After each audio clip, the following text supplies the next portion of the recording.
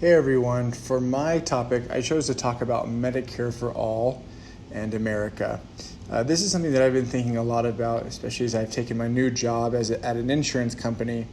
I've been thinking a lot about patient access to healthcare and how the government and employers and the patient all interact with that. This is something that's been especially interesting kind of as the presidential debates have been going. So I hope that you find this interesting as I go through this.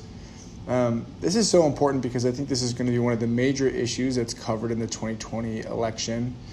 Not a lot has changed with the American healthcare system since 1965, other than the ACA, or more known as Obamacare, in 2010. All of the Democratic nominees that are running kind of right now in the very, very, very early primaries, they all have a version of the Medicare for All bill.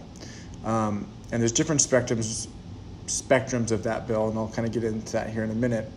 But every nominee does have one. So I think it's really important this upcoming election that we're all really informed on what they're talking about, especially because if one of these people is elected and one of these bills are set into motion to be passed, the way that we access healthcare would be completely altered. For better or worse, I don't really want to get into the specific politics of that. Just kind of want to give an impartial view of the whole thing.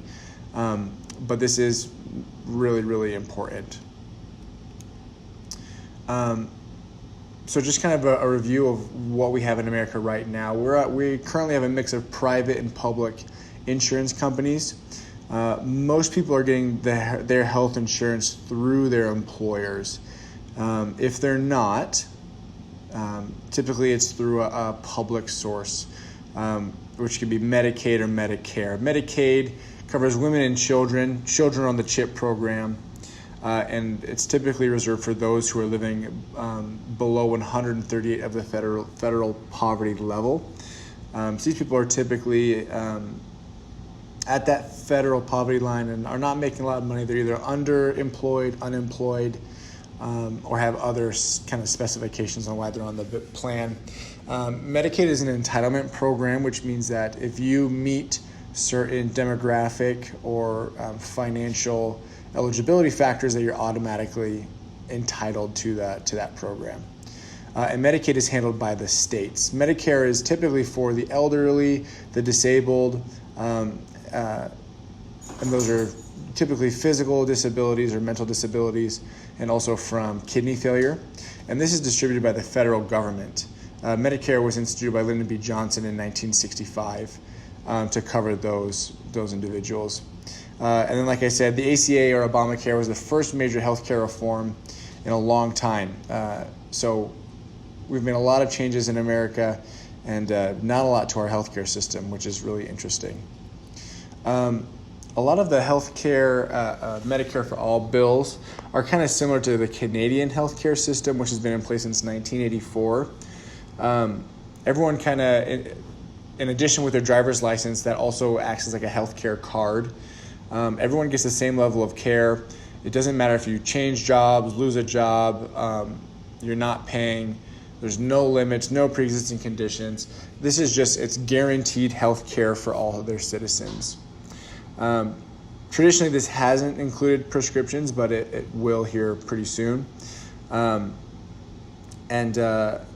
There's been about a 70-30 split between the government covering costs and then 30% of that being pushed back onto the citizens, which would be still much less than what we're spending right now.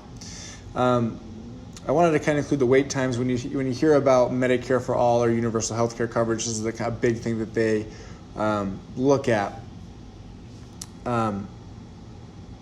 It's not actually as bad as you might think.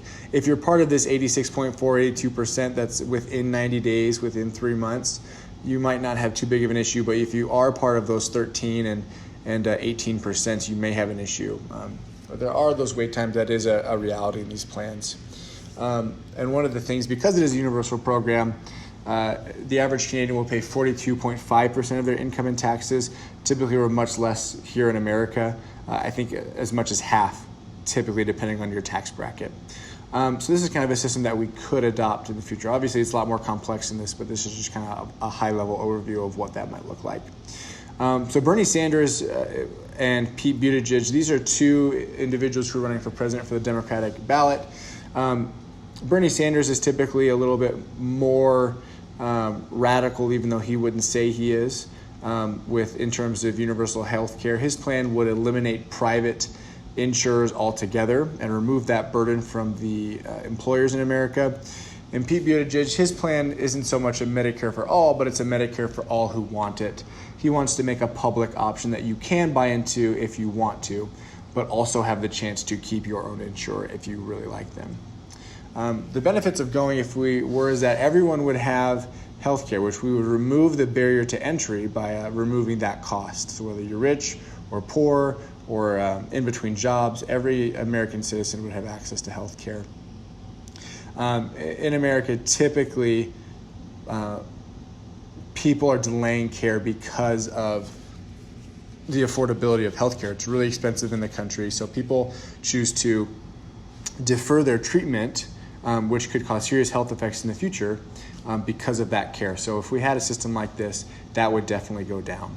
The 11% of the population that makes too much to be on a government plan like Medicaid, but doesn't have a good enough job to where they have employer insurance, that 11% they would be covered as well, and that's a really high risk population, which would be great if we could help them get health care.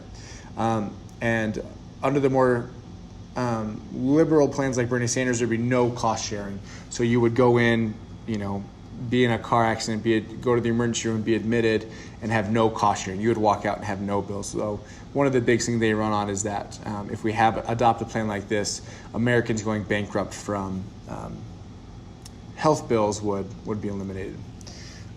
If this were to go into effect, especially with the Bernie Sanders plan, I don't mean to kind of single him out, but just kind of have to.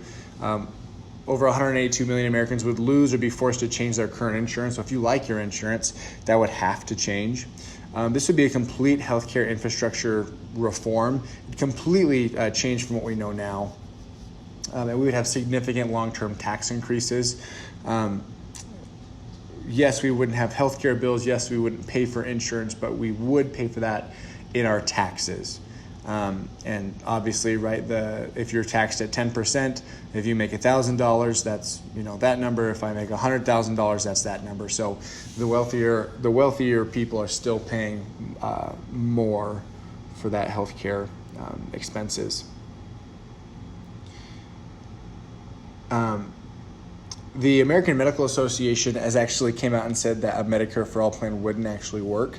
And a lot of the projections are way too small. And the AMA is saying that $32 trillion of federal spending over the next 10 years.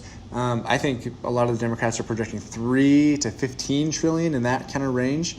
The AMA is saying that with what's going to happen, it'll be much, much, much more than that. So this will cost the American people a lot of money. And then, like the Canadian system, we're going to have a longer wait times to get care. And that's something that if we can avoid, we probably want to. I think a lot of the issue with Medicare for All is just kind of looking at a public health system and saying, what do we really value in society? Do we value a percentage of our income staying with us and keeping our taxes lower? Do we value being able to cover everybody? Do we value not going into debt for healthcare expenses, or do we value having a market that is ultimately a business and is a source of revenue?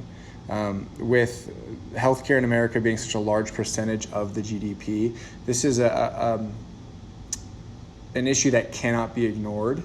And I think that we all should be really, really, really, really educated about this as we make our voting decisions in this upcoming election. If you're not super kind of in touch with healthcare and what's going on right now, I think there's plenty of time to kind of learn and see what's going on, but I'm sure you won't be able to escape it here in the next coming months as more Democratic debates go on and as the Republican debates start to pick up here as well. And that's why I think this is just so important, because I think that really, truly, honestly, the future of our healthcare system and of a large portion of our economy and a large portion of our American spending is going to be up in the air in this next election.